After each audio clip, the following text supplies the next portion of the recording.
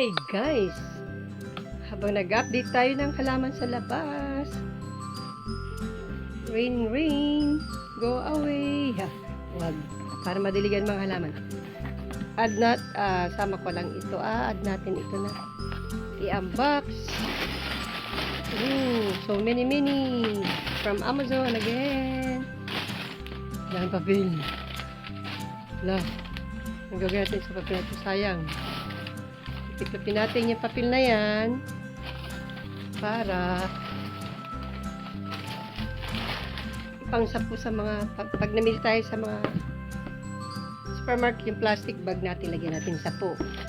Ito guys, in order ko, ayan, meron na akong dalawang planter na yellow naman.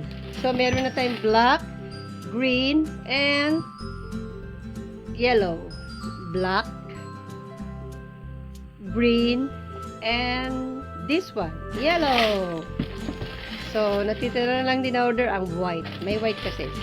So, medyo bumaba ang presyo niya, kaya umorder tayo ng dalawa lang muna.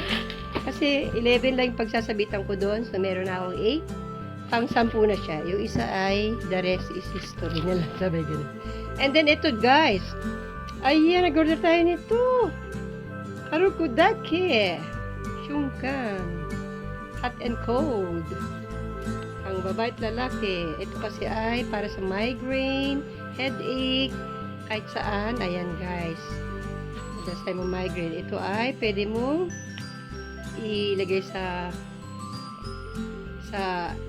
oven. O hindi oven. Yung painta natin at ipainit siya ng konti para maging hot. And pag cold naman, ayan.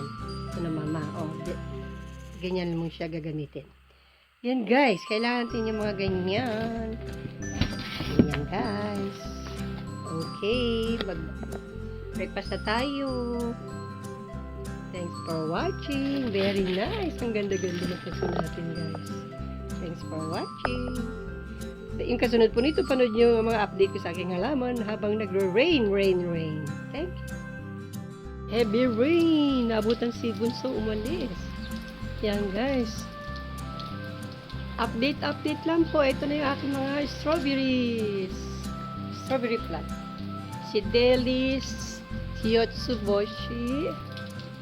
At ito ay wala pang laman. Ito naman si aking basil na nire-replant from seed po ito. At ang aking si mint banana. Ayan.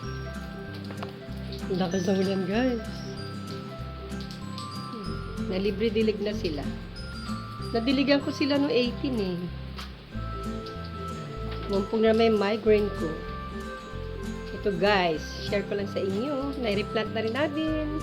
Si Palkata, si Aloe. Wow, ang healthy na ako. Rosemary, si Mint, ayan, si Mojito, si Balm. Ayan. Si berries, at ito yung si sweet basil. Yan naman ang ating succulents. Si Jessica. So today, yan. Umuulan kasi siya. Update lang po tayo. Alo! Nalimutan ko ilagay yung isa. Papasok pang lamok. Yan guys. Minsan ito guys, sinasabit ko dun sa sampayan ko. Kahapon hinango ko sila kasi sila yung maraming tubig sa loob. Ayan, maganda kasi nabili ko sa Amazon ito guys. May tubig yan. Ito po na pangako ng binibit-bit ko. Ayan guys. So, hindi na matutuyan kaya very convenient pag kahit hindi mo magdilig kasi meron silang stock na water. Ayan guys. Yan naman yung aking mga succulents. Succulents ko yung nasa itaas. So, ganyan po yung sistema nila. Ganyan. Yan. Update lang po natin.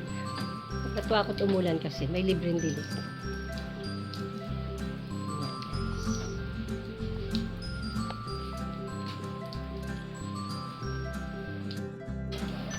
Ang lakas po ng ulan. Sobrang lakas. Nagdilig ako nung 18, ngayon 22 days. Yung pagitan, ayan o. Meron tayong nutrient from rain, libre dilig. Ayun. Ayun yung aking Italian parsley. May sprout na po siya. Wow. Yan. Yung aking mga green onion, scallion. Ayun, guys. Lakas ng ulan. Hello mga babies ko. Madidiligan kayo ng natural dilig. Yan yung mga spinach mustard ko po na nakasabit. Na nabili ko yung paso sa yung hanging planter sa Daiso. Yan. 220 yen lang po ang isa niya. Napaka-alwan. DIY, DIY. Sabit-sabit. Yan po. Wow, very nice. Yan lang kay baby. Mag-almusal lang lola. Yan. Yan lang kayo.